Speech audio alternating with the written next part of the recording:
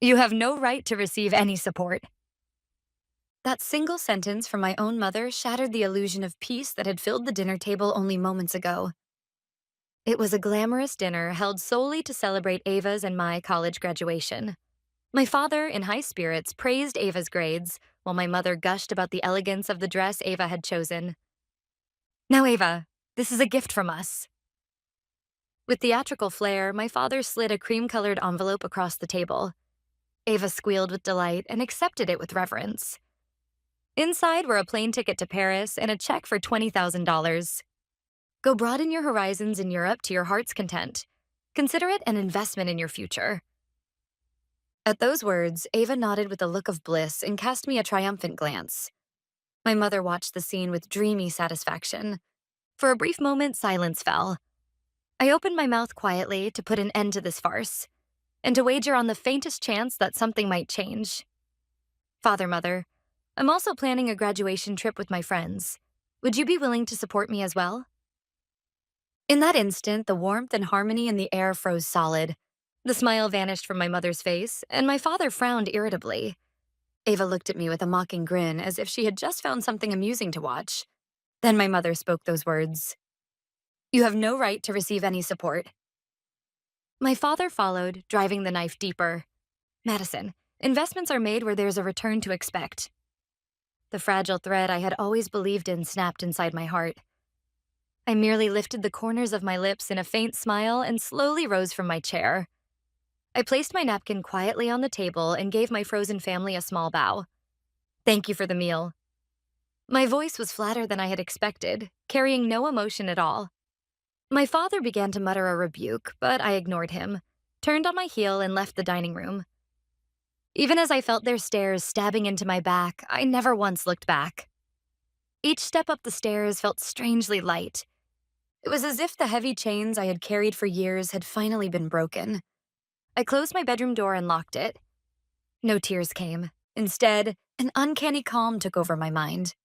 I took out an old smartphone from my desk drawer, one that had hardly ever been used. Then, sitting on the edge of my bed, I opened the contact list without hesitation. Delete this contact? Without a moment's doubt, I tapped yes. Father, Mother, and Ava. One by one, their names quietly vanished from my world. When all the deletions were complete, only the names of my friends remained on the screen. The world suddenly felt clearer. This was the beginning of a quiet, flawless revolution. One to reclaim my life. The next morning, before dawn, I left the house. I carried only a single backpack packed with the bare essentials. My destination was South Lake Union, a district in Seattle filled with tech companies. I spent nearly all my savings to rent a small, old apartment that would become the base of my revolution. My new life began at a cafe in Seattle's IT district. By day, I was just a barista surrounded by the aroma of coffee. By night, in my tiny apartment, I became an architect building a new world of my own. Most of the regular customers were engineers, and being among them transformed my self-taught coding from a mere hobby into something more. One of them, an engineer named Noah who always ordered a latte, was particularly struck by my code. You shouldn't leave this as just a hobby, he said, becoming the best teacher I could ever ask for. He didn't simply give me answers. He taught me how to think like a real engineer, the very essence of it. The world that my family had cast aside gave me new companions and a purpose I could believe in. The idea came to me right there in that cafe. I began recording the arrival times of the delivery trucks that came every morning. Within that chaotic data, I saw a beautiful puzzle waiting to be solved. Small businesses were being left behind by the logistics networks of large corporations, struggling with inefficiency. One night after closing, I shared this with Noah. What if we could build an affordable, easy-to-use cooperative delivery optimization system for them? At my words, his usually calm eyes lit up with the fire of a true innovator. That's not just an idea, it's a revolution, he said, scribbling equations on a napkin. Madison, let's change the world together. When I told the cafe owner that Noah and I were starting our own company, he smiled and said, I knew you'd never end up as just a barista, and sent me off with warm encouragement. We named the company Wayfinder. Noah became the CEO, and I took the role of co-founder and CTO. We began our work in my tiny apartment. Sleep became a forgotten luxury, and our world shrank to the size of our laptop screens. Our very first client, of course, was that cafe. When the system ran flawlessly and the owner's smartphone notified him of the exact delivery times down to the minute, the look of astonishment and gratitude on his face became our first and greatest reward. Word of mouth spread quickly, and the company grew at a remarkable pace. Soon, it caught the attention of an angel investor. In a glass-walled conference room, he looked at me with a gaze full of respect, so unlike my father's, and said, "I want to invest in the future you're building." At that moment, I finally understood the true meaning of the word investment, the same word my father had once used. It should be a word filled with hope, one that believes in possibility and entrusts the future. 5 years later, Wayfinder had become known as a game changer in the industry. The wealth I earned wasn't something to flaunt. It was a shield, forged from countless lonely nights of coding line by line to protect my freedom and peace, which no one could ever violate. But there was still one thing I longed to have. A real estate app had randomly shown me a minimalist house made of glass and wood, standing by the shore of Lake Washington. The space was filled only with silence, light, and water, and I was instantly captivated. The price was $6.2 million. I decided to buy it without hesitation. On the morning of the move, I stood in the middle of the empty living room and took a deep breath. The air smelled of wet cedar and new beginnings. Looking out at the calm lake beyond the glass walls, I whispered softly, "I'm home." For the first time in my life, I had found a place where I could truly feel at peace.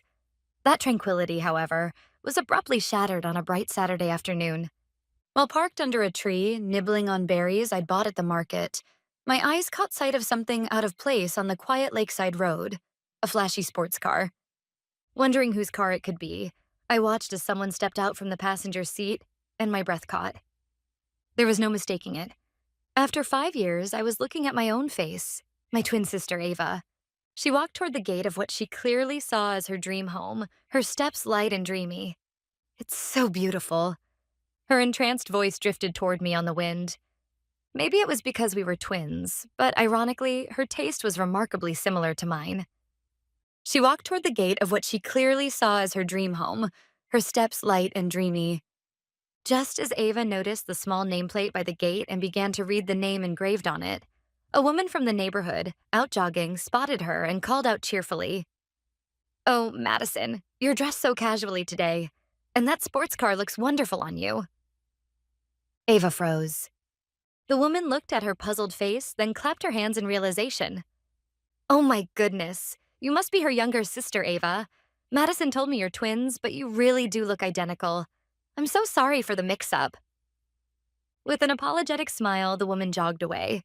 Left standing there, Ava turned pale, as if she had just seen a ghost. Her eyes fell again on the nameplate. There, engraved clearly, were the letters M. Brooks.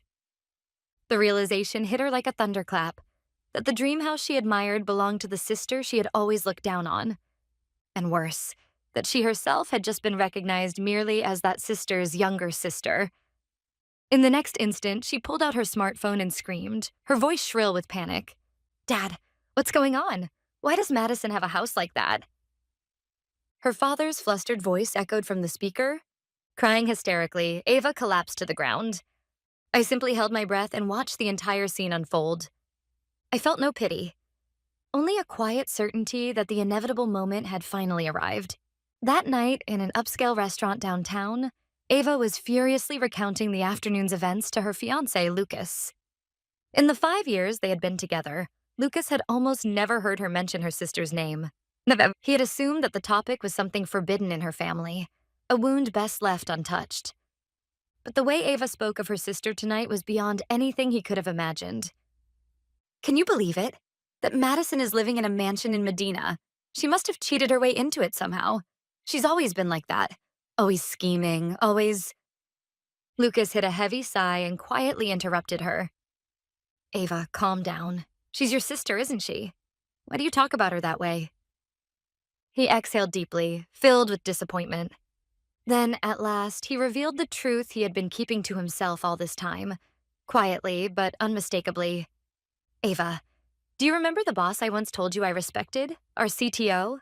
I never mentioned her name to you, did I? Her name is Madison Brooks. She's your sister." The color drained from Ava's face.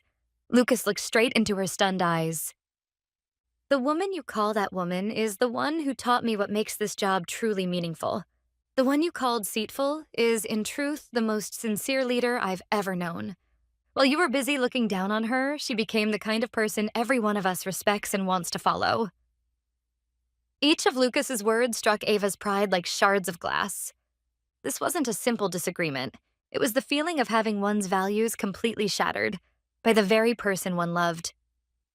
The more he praised Madison, the more Ava's own humanity seemed to crumble by comparison. There was no greater humiliation. From the day Ava discovered my house, my phone, which had been silent for years, began ringing endlessly. Because I'd kept my number private, every call went directly to voicemail. One by one, the messages piled up. Ugly, desperate attempts by my family to fill 5 years of silence. The first voice was Ava's. She was sobbing, incoherent, screaming insults at me. "Why didn't you tell me? My Lucas works for your company? You did this on purpose, didn't you? Just to humiliate me. It's your fault everything's ruined." She blamed me for her wounded pride, as if nothing about her had changed since the old days. Next came my father's heavy, deliberate voice. "Madison, it's your father." I heard from Ava. I was surprised, but...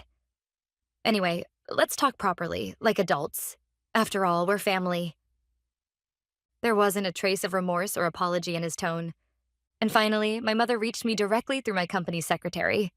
"Madison, I finally got through to you." Her voice on the line was bright, as if nothing had ever happened. "I've been so worried about you.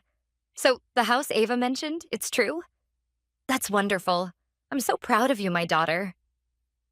I stayed silent, listening. Then she continued, "And you know, Madison, you're an adult now. You must understand. Family is about helping one another. Your father's job has been difficult, and the roof needs repairing. You'll help us, won't you?" The moment those words reached my ears, my mind went cold as ice. I answered in the same quiet, even tone I had used 5 years ago. "I refuse." "What did you say?" "Mother, investments are made where there's a return, aren't they? And once you told me I wasn't worthy of such an investment. My assessment of that truth hasn't changed." I hung up the phone and opened the drawer of my desk. Inside was an envelope. An invitation. Education support gala dinner. Yes, helping one another is indeed a wonderful thing. Then tonight I'll show them who truly deserves my investment.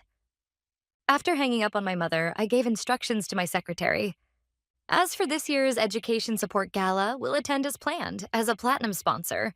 But instead of the CEO, I'll be delivering the sponsor's address myself. And please send special invitations to my parents and my sister.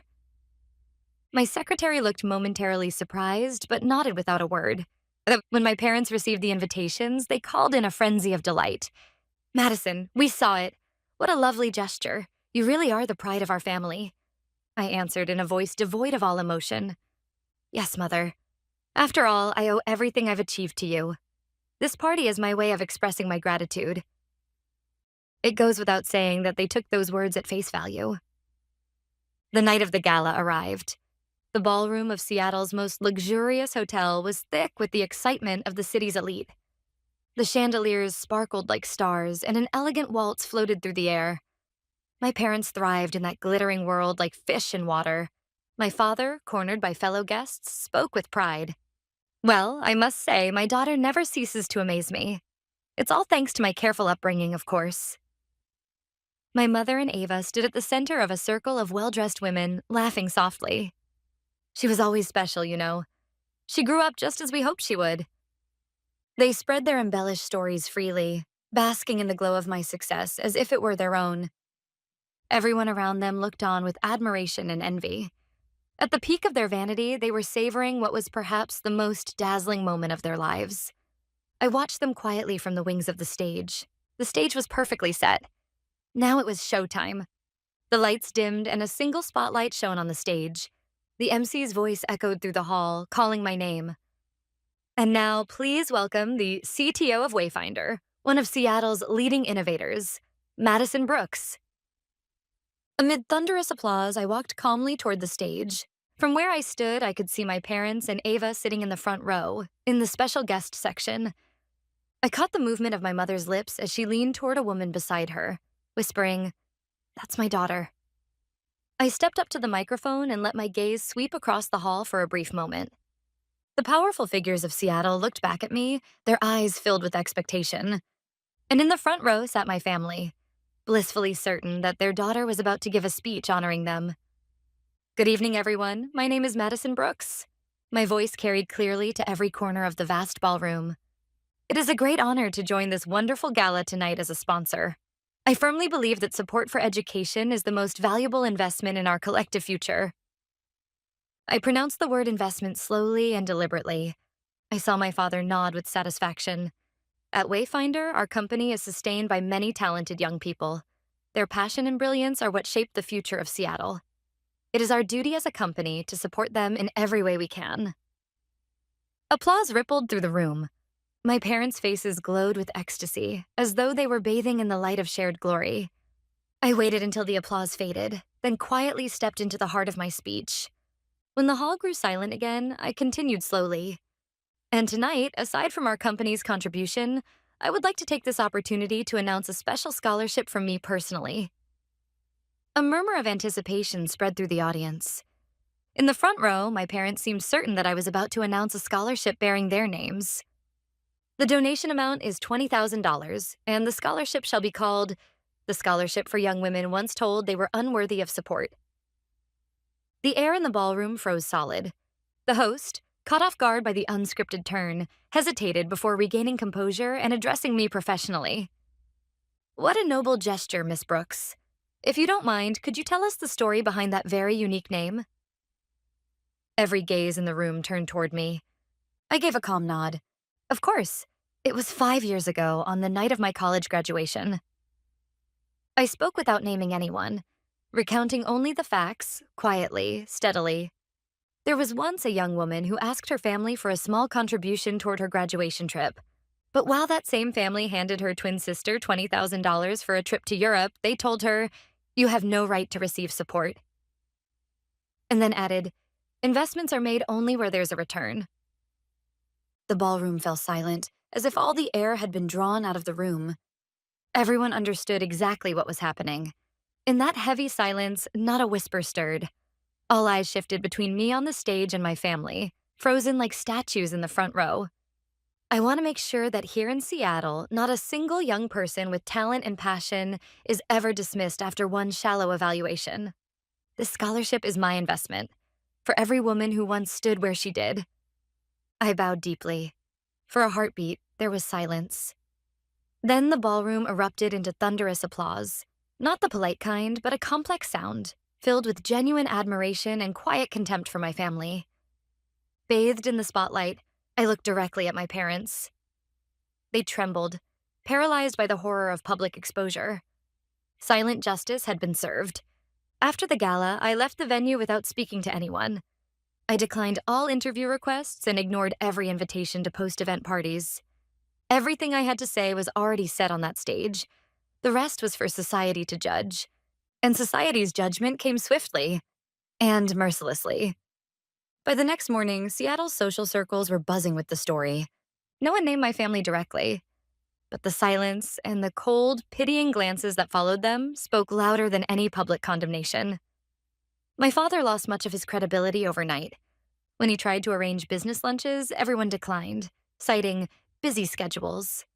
A man so cold he saw his own daughter only as an investment. That label shattered what little social standing he still had. My mother, too, found herself quietly, but unmistakably, ostracized from the local community. Within her circle of socialite friends, she became an outcast, a pariah no one wanted to listen to anymore. The world of appearances she cherished so dearly, her entire sense of belonging, was gone. And Ava. Her downfall came the fastest. When Lucas learned of what had happened at the gala, he ended their engagement that very weekend. I can't accept that you, or your family, treated someone I deeply respect that way. Rumors of the broken engagement spread quickly, and Ava lost even the shallow sympathy of her friends. The woman who once believed she had everything suddenly had nothing left to hold on to. I only heard about it quietly, through others. I hadn't lifted a finger. All I did was tell the truth. The tower of sand they had built collapsed effortlessly under the light of a single truth. A year had passed since everything ended. My days flowed peacefully in the lakeside house. Wayfinder had continued to grow, and the scholarship I established had already sent 3 young women to college as its first recipients. Each time I read their letters of gratitude, my heart filled with quiet joy. One afternoon, I noticed an unfamiliar envelope in my mailbox. The sender's name, Ava. I hesitated to open it, but finally I broke the seal. Inside was a letter, the handwriting trembling, rewritten over and over, far from the confident flourish I remembered. Dear Madison, I've been thinking for a whole year about what I lost and what I did to you. When Lucas left me, when my friends abandoned me, I blamed you for everything. But I was wrong. What I lost wasn't trust or love, it was my own vanity.